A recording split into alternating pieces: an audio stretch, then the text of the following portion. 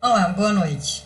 Eu sou Marley Tavares e vou falar um pouquinho para vocês sobre o princípio de funcionamento dos instrumentos analógicos.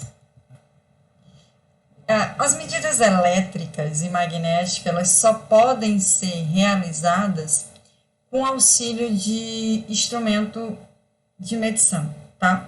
Então, as medidas elétricas e magnéticas só podem ser realizadas com a utilização de instrumentos de medidores que permitem a quantificação de grandeza, cujos valores não poderiam ser determinados por meio de sentido humanos. É o seguinte, às vezes nós temos noção da temperatura, seja do dia ou de algum local, pelo nosso sentido, né? Então, por exemplo, você pode tocar em um determinado local e falar, olha, isso está aproximadamente tantos graus, ou isso está quente, isso está gelado. As medidas elétricas, não. Para nós realizarmos as medições elétricas, é necessário utilizar os instrumentos específicos para isso, tá? Então, os instrumentos de medidas, eles podem ser classificados quanto à apresentação do resultado em medidores analógicos e medidores digitais. Os medidores analógicos, os valores de medição, eles são contínuos. Eles são representados dentro de uma escala, dentro de uma margem esperada. A leitura é feita indiretamente por meio de um ponteiro que desliza sobre uma escala. Os medidores digitais, eles são valores discretos, né? E a leitura é feita diretamente no display do instrumento, de uma forma muito mais fácil e simples. Quando eu falo dos instrumentos analógicos, em especial, ele possui princípios físicos específicos. Então, os instrumentos analógicos eles podem ser classificados quanto ao princípio físico do conjugado. Já falo um pouquinho mais sobre isso, hein? Bobina móvel, ferro móvel, eletrodinâmico, bobina cruzada, dentre outros. Mais uma vez, vale salientar que essas são características de medidores analógicos. Os medidores digitais, eles utilizam circuitos eletrônicos para realizar a medida, tá bom? Então, vamos lá. Quando eu falo de um instrumento cujo conjugado é bobina móvel, eu quero dizer o seguinte. Eu tenho, dentro do instrumento, eu tenho um ímã permanente, eu tenho um polo, núcleo, um ímã permanente, e no centro eu tenho um núcleo de ferro, que é o conjugado móvel, tá? Então, desse conjugado móvel eu vou ter uma bobina enrolando, e quando eu realizo a medida, passa corrente nessa bobina. A corrente em um conjugado móvel imerso num campo magnético vai me gerar uma força nesse ponteiro e uma força magnética que vai deslocar o ponteiro. O ponteiro se desloca sobre uma escala e aí eu tenho uma escala graduada que vai me dar o valor da minha medida. Então, características do meu instrumento. A atuação depende da força desenvolvida sobre o condutor que conduz corrente dentro de um campo magnético. É o que eu acabei de explicar para vocês. Eu tenho um ímã permanente, um campo magnético. A passagem da corrente da minha medição vai realizar a força sobre o ponteiro que o vai fazer deslocar, tá? Vantagens: baixo consumo, alta sensibilidade, ele é bastante preciso e tem a possibilidade da escala ampla, que é onde o ponteiro se desloca, tá? Desvantagem: esse instrumento é utilizado apenas para corrente contínua e danifica-se rapidamente. Utilizado para medir corrente em ampere, tensão em volts e potência em watts, tá bom? Outro tipo de instrumento é o instrumento ferro móvel, tá? Então, o ferro móvel, ele é formado por duas chapas de ferro, uma chapa de ferro fixa e a outra chapa de ferro móvel. E aí eu tenho essa chapa de ferro envolvida por uma bobina. No momento que eu faço a medição também, eu vou ter ali a presença de força magnética repelindo as placas, porque a mesma polaridade se repele e faz esse ponteiro mover. Então, na parte interior de uma bobina, uma chapa de ferro fixa, doce fixa, é montado em oposição à chapa móvel. Logo, ao circular a corrente na bobina, ambas as chapas são magnetizadas identicamente e se repelem. Ele realiza tanto medida em CC quanto CA. Vantagem: usado tanto em CC quanto CA, maior robustez e menor custo. Então, essa aqui seria a figura representativa do meu instrumento ferro móvel, tá? Essa figura aqui é só para vocês entenderem o referente ao funcionamento geral de um instrumento analógico. Eu tenho uma bobina imersa no campo magnético gerado pelos dois polos, envoltos uma bobina, no momento que você faz a medição, essa corrente da bobina junto com as linhas de campo magnético gera um ponteiro.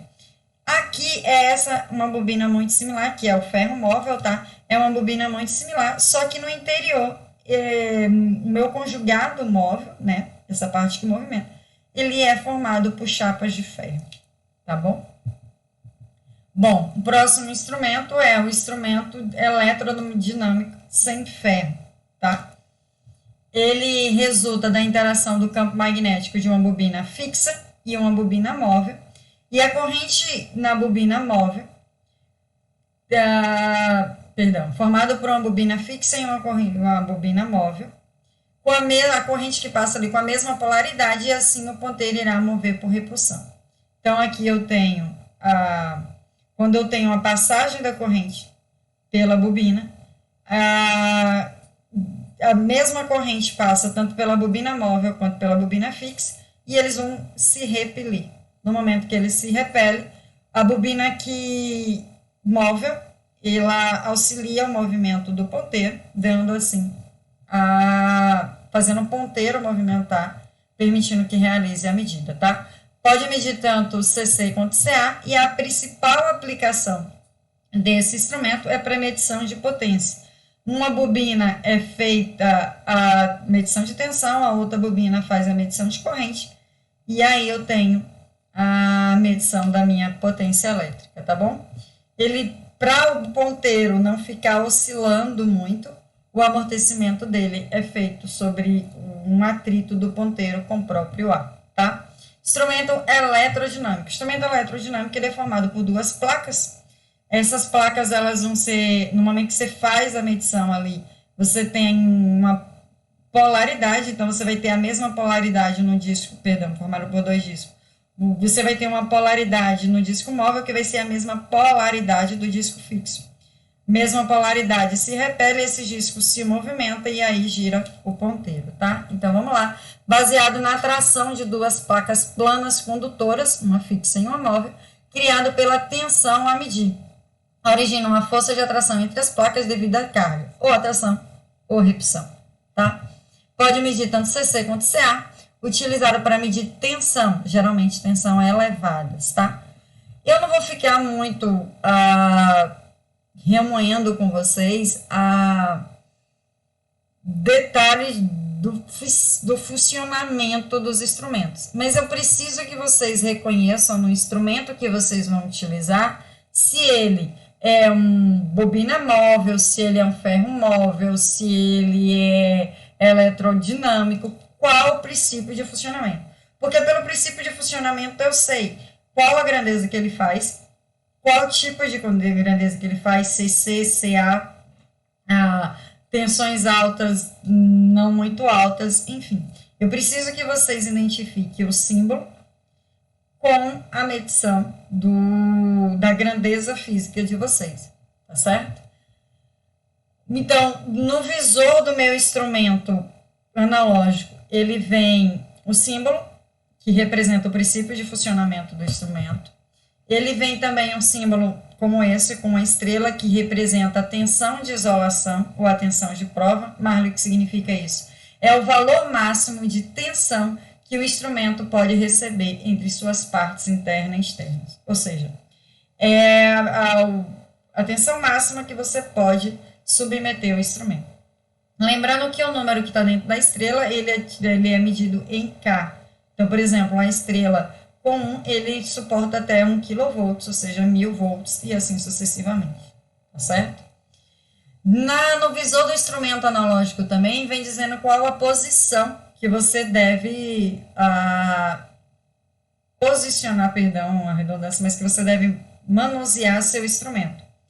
Então, ele traz lá, se ele trouxer esse símbolo, ele está te dizendo, olha, esse é um instrumento que deve ser colocado verticalmente para realizar a medida. Se tiver esse símbolo aqui, você deve colocar ele na posição horizontal. Se tiver esse símbolo de ângulo, você deve colocar no ângulo que tem ali do número, tá?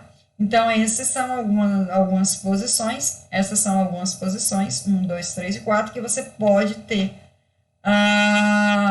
pode posicionar o seu instrumento de medida, e esses símbolos também vai estar no visor do instrumento, que te permite ter noção de qual posição você deve colocar seu instrumento, tá bom? Outra informação que tem no visor que tem os instrumentos é a classe de precisão. A precisão de instrumento é indicada pelo seu erro de porcentagem no seu valor no final de escala. Então, ele vai te dizer, olha, esse instrumento tem classe de precisão 0,1, 1, 1,5 e assim sucessivamente. Mas, e o que significa isso? Significa o seguinte, por exemplo, ele vai te dizer ele vai te indicar o erro da sua medida. Então, qual é o erro de um amperímetro? Relacionado ao fim da escala, tá? Então, qual é o erro de um amperímetro para 60 amperes? Ou seja, final de escala de 60 amperes da classe de 1,5. Ou seja, ele tem um erro, são os instrumentos normais, eles têm um erro de mais ou menos 1,5.